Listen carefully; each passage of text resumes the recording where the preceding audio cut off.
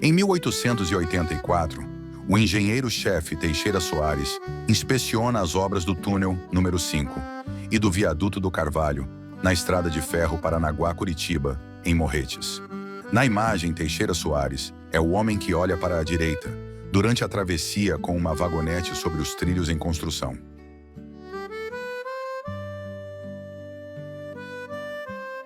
Vagão de passageiros na estação Engenheiro Lange, em Morretes, durante as comemorações do cinquentenário da estrada de ferro Paranaguá-Curitiba. O evento, ocorrido em 1935, reuniu autoridades, engenheiros, ferroviários e convidados para celebrar os 50 anos de funcionamento da histórica ferrovia que ligou o litoral ao Planalto Paranaense, marco da engenharia nacional.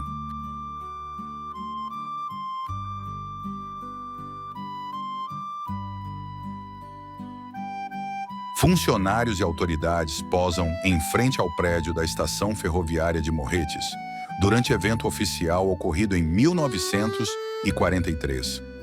Ao fundo, destaca-se um automotor ferroviário, símbolo da modernização dos transportes sobre trilhos no Brasil durante a primeira metade do século XX. Curitiba, anos 1930.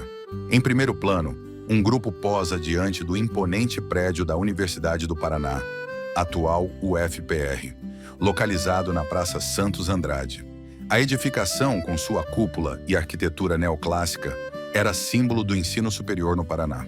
Ao fundo, o Monumento à Liberdade, representando a evolução urbana da capital.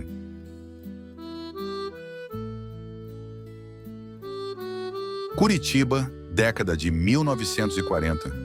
Trabalhadores utilizam carroças puxadas por cavalos para transporte de pedras em frente à Catedral Basílica Menor de Nossa Senhora da Luz dos Pinhais, na Praça Tiradentes. A cena retrata o cotidiano urbano e o processo de urbanização da capital paranaense em meio à arquitetura neogótica da catedral, marco religioso e histórico da cidade. Estação Porto de Cima, Morretes, 16 de fevereiro de 1946. Diante da charmosa estação ferroviária, com a arquitetura típica da época, um grupo de passageiros e funcionários pousa ao lado de uma locomotiva a vapor. A imagem captura o cotidiano da estrada de ferro na década de 1940, em uma paisagem bucólica do interior paranaense. O cachorro ao fundo reforça o ambiente tranquilo e familiar da estação, que era ponto de parada importante no trajeto da ferrovia Paranaguá-Curitiba. Ponte São João, Morretes, anos 1930. Diante de um dos trechos mais emblemáticos da ferrovia Paranaguá-Curitiba, um grupo posa ao lado de uma vagonete sobre trilhos, usada provavelmente para inspeção ou transporte leve. A imponente Ponte São João, ao fundo, atravessa o denso verde da Serra do Mar, símbolo da engenharia ferroviária brasileira da época.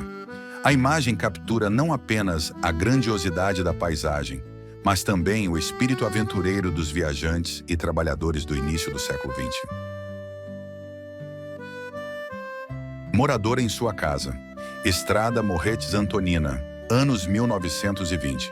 Em frente a uma típica morada rural de pau a pique, com cobertura de sapê, uma mulher posa com um cesto de taquara nas mãos. À sua volta, galinhas e galinhas da Angola circulam livremente, compondo o cenário simples e autêntico da vida no interior do Paraná.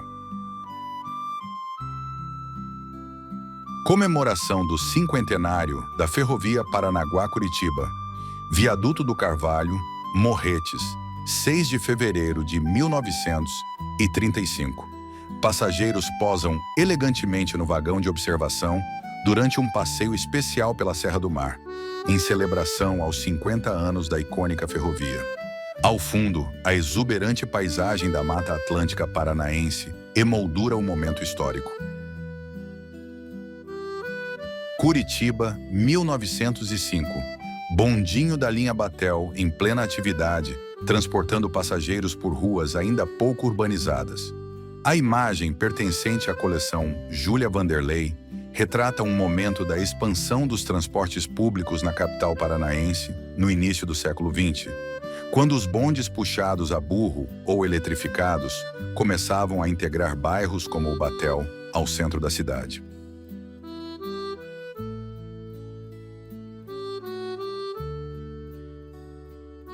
Balsa Nova, 26 de outubro de 1956.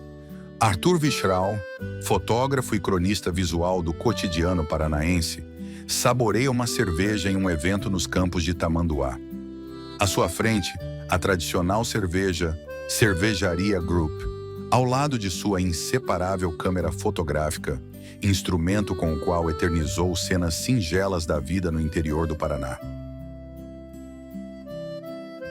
Praça Miguel Couto, Batel, Curitiba, 1950.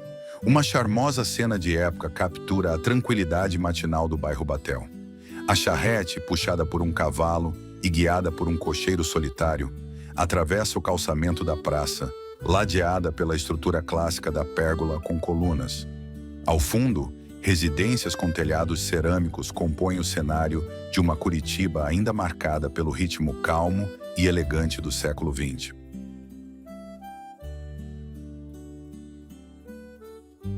Arthur Vichral, no passeio público. Curitiba, anos 1930. Com elegância e imponência, Arthur Vichral posa sentado em um banco do passeio público, tradicional parque curitibano, vestindo terno escuro, chapéu e gravata, com uma bengala cuidadosamente apoiada no braço. A imagem retrata um momento de lazer urbano, típico da elite curitibana da década de 1930. Arthur Vichral e amigos na Serra do Mar, Morretes, anos 1930.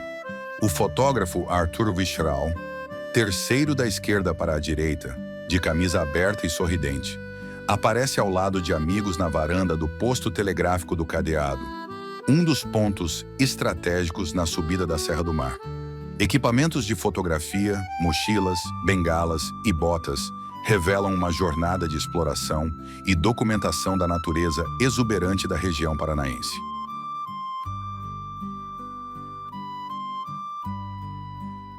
Rua 15 de Novembro, Curitiba, anos 1920.